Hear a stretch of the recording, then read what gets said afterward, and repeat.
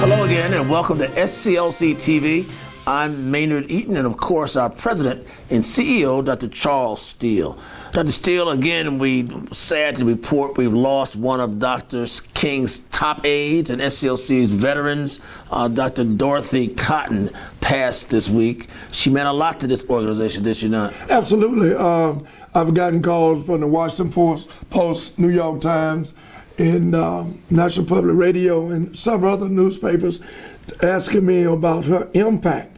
And I was with her a few years ago with Dr. Bernard Lafayette at Emory University. We were talking to her. She was doing a lecturing series there at Emory University.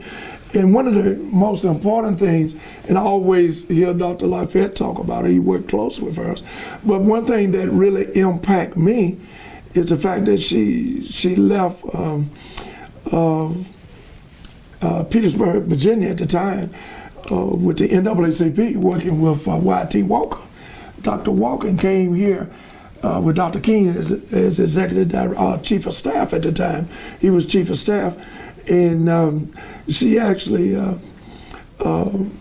Dr. Cotton actually told her husband, I'll be back in a few months. It ended up being about 10 years, working in the movement. And in fact, the movement became her life and her marriage. That was her husband, the movement. That was her marriage. Absolutely. This thing take everything that you have if you totally commit, as you know, man. I'm just fortunate myself personally that my wife is married to the movement and me.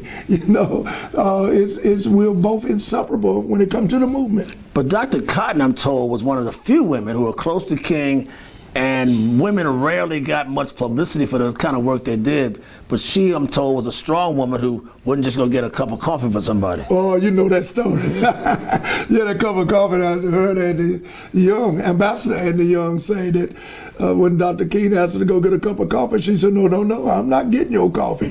Because what she was doing is sitting out and giving a signal to the fact that I'm going to stand up for my individual rights as well as people rights and women rights. And she said it humorously, but as people say, there's some truth to every joke.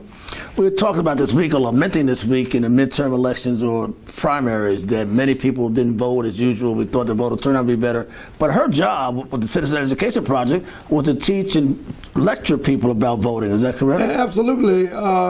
It was directly and indirectly influenced not only to me, but many people of my era in terms of the training out of that.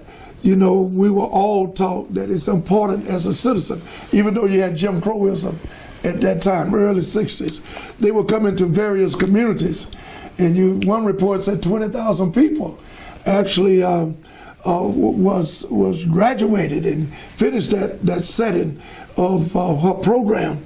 But what's most important is that Dorothy Cotton was a part of James Bevel movement with the young people in Birmingham, Alabama, as well as St. Augustine, Florida. But Birmingham, Alabama, which was 50 miles from me, being in Tuscaloosa, Alabama, she, along with James Bevel, worked with the Children Crusade. A lot of people call it the Young People Movement. And that's what brought about the 1963 March on Washington. Man, that was so significant, and she was an integral part of that. And ultimately, a year later, 1964 Civil Rights Act. Now you're thinking about or contemplating initiating a citizen education project here now under the auspices of your wife and you yourself, right? And Dr. Bernard Lafayette, yeah, our chairman of the board. I have to give him credit. He's been on me for 2 or 3 years saying, Charles, we need to look at that program and bring it back. Dr. King actually appointed Dorothy Cotton to be over the education component of these civil rights of SCLC and civil rights in itself, because it's spread abroad as well. People still, I'll be in Brazil in a few days, people still asking about that program, the educational component of SCLC and training. Seemingly we're at an end of an era. Many of our staunch leaders, those who really cracked the opening, cracked the ceiling of the civil rights and human rights are passing now. So the torch is in your hand now. You're sitting in Dr. King's seat. Well, I would like to think so, regardless of other people not envision SCLC role anymore. We've been here for the last 14 years in Atlanta, me personally and my wife personally, sacrificing to keep things moving. And I'm here to tell the public, SCLC is in good hands. We are financially stable. People said we were going out of business. We built a brand new building that we're sitting in, $3.5 million. But of course, man, along with that come the naysayers. Dr. King had many. Who say we're not doing much? Who say we're not doing much? First of all, somebody paying the light bill. I just heard the phone ring, as our good sister used to say, who's deceased now, in honor of her, Dr. Rita Samuel. Said, Charles, you got to be doing something. I see the flicker of the lights, and I heard the phone But ring. we're also still activists, advocates who hold folks accountable. Is that not correct? Not only domestically, but internationally. You know, you just heard me. I like what Dr. Lafayette said. We live in a global society, a global village.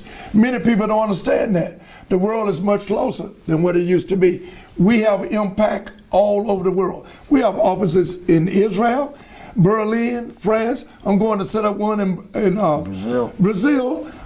Working on one in Moscow, Russia. Hello, somebody. We are here and more thriving than we were many years ago. Ladies and gentlemen, that's the president of SCLC, Dr. Charles Steele Jr. I'm Maynard Eaton, SCLC TV.